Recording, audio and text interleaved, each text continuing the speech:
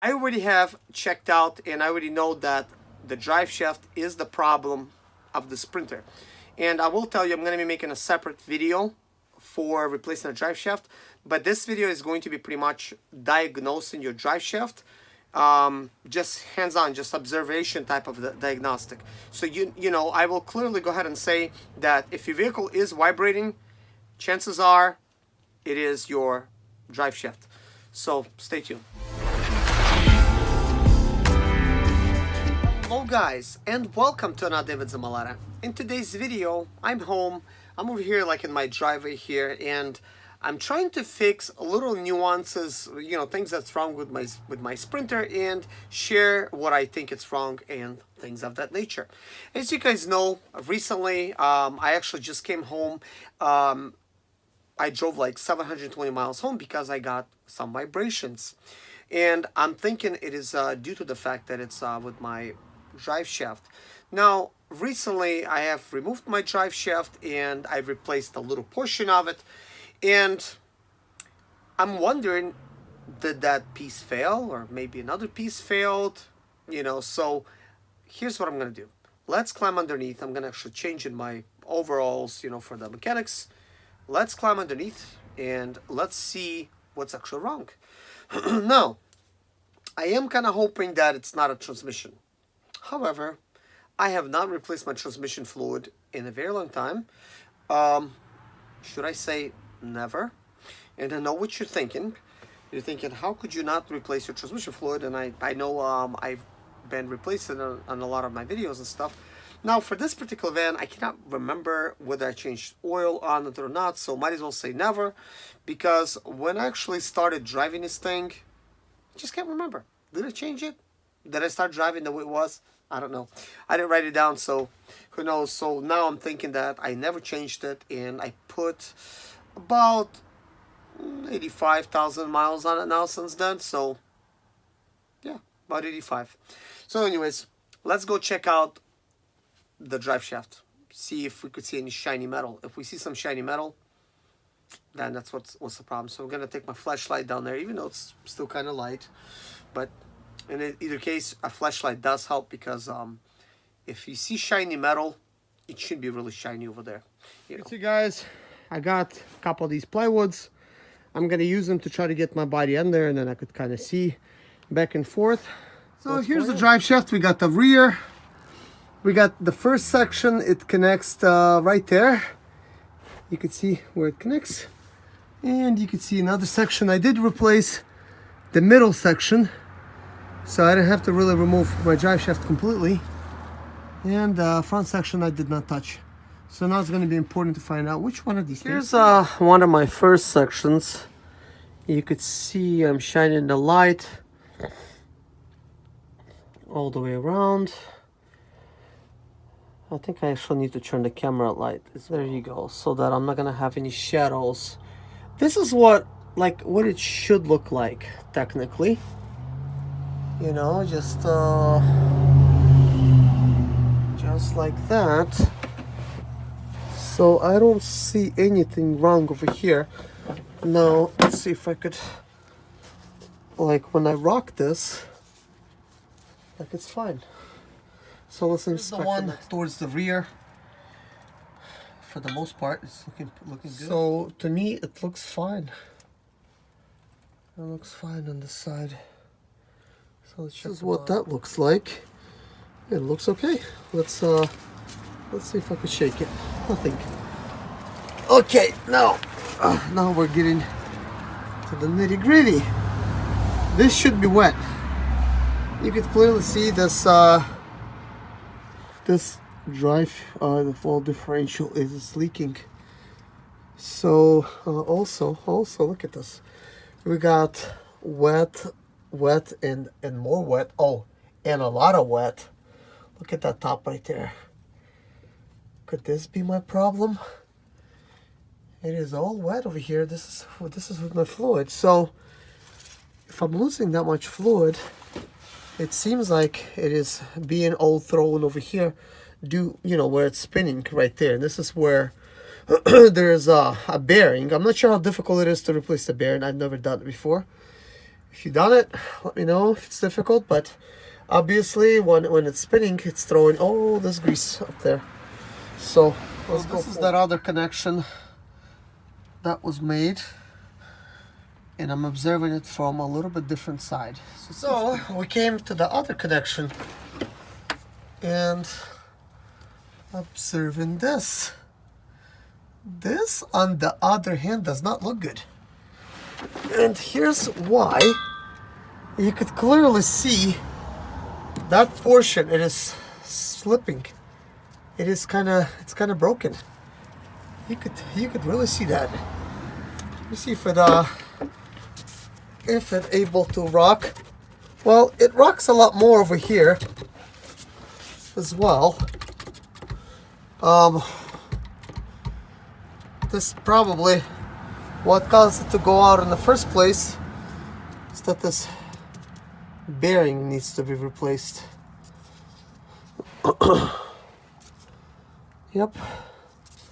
And this is broken. I could clearly see this is not good. This is not good right there. I mean, you could really see that good.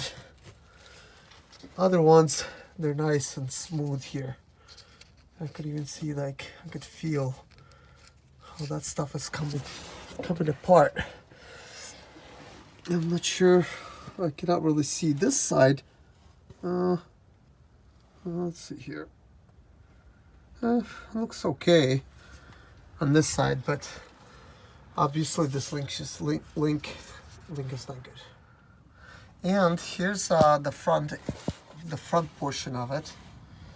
I'm observing it through the camera. Looks okay. This is the front one. I mean, there's nothing for it to, because of the brake. I guess we're okay there. And this is how you diagnose the drive shaft. At least that's the way I've called my video. And we know exactly what's going on now. It is the drive shaft. Obviously, it's not a transmission. Now, is my rear differential a problem right now? Probably not. It's obviously a leaky seal. Maybe the bearing is still pretty good. I'm going to leave it alone. I'm not going to really mess with it right now. I don't like to fix things unless they break. I mean, that's a big job. Anyways, if you guys are new to the channel, then you would know. About a year ago, I replaced that whole rear differential. The whole entire assembly. So I had to do the job basically 4 times. I needed to pull this one off. And I had to have the vehicle propped up. Then the parts one, I needed to pull that one off, get that one over here and install it, and then install mine on that other one. So it's basically 2 jobs in one. So it would probably be no different this time, unless I want to have a lot of parts, you know, around the yard and stuff. So I would probably have to do the same thing. Now, here's what I am planning on doing. I have a 290,000 mile Sprinter. I'm going to be pulling off the entire drive shaft from that Sprinter. It's still going to have life about 200,000 miles, and I'm going to stick that drive shaft over here. Now this one, I could still use it for parts. I still have a good, you know, front portion. I have a good rear portion of it, so I could use it for parts.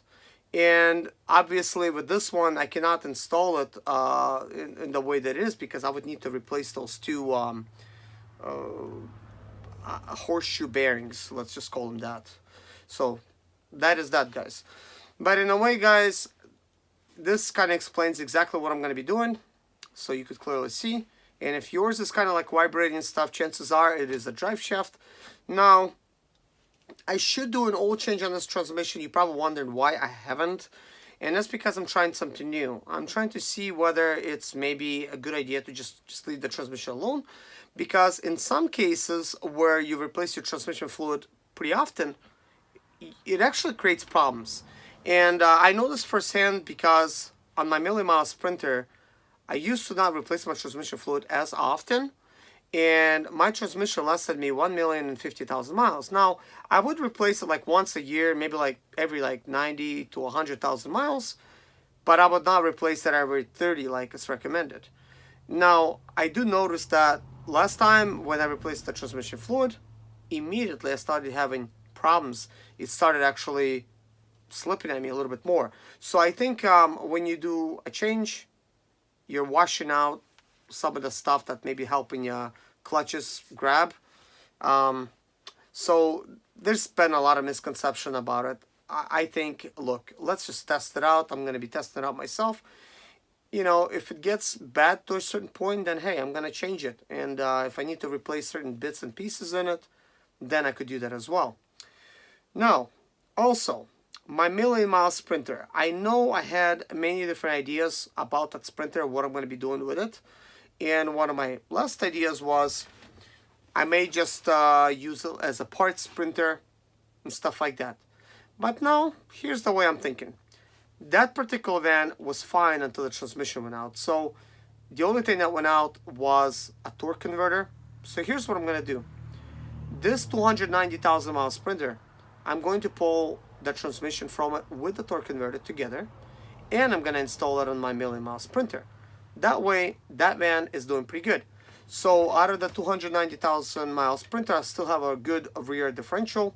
So most likely, I'll have to maybe stick it on this van and just use that piece, and I don't know, maybe rebuild this one eventually. And the project that I have with the 2012 Sprinter that I want to install the engine, I might just go ahead and install the engine from a 290,000 mile Sprinter.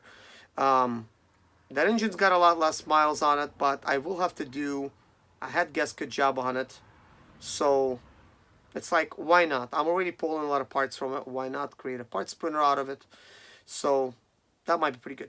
But anyways, guys, this video came to an end. Thank you so much for watching. Take care of yourself and God bless you. See you later. My name is Serge Zimaleta. I'm 37 years old. And yes, I experienced success after buying my first home for cash. Back in 2011, I was broke, but I learned to solve problems on my own. Now I'm helping others to solve their problems. I know what pitfalls to avoid to stay profitable in business. Need motivation to be more successful in your life? Do you have Sprinter, Expedite, or business problems?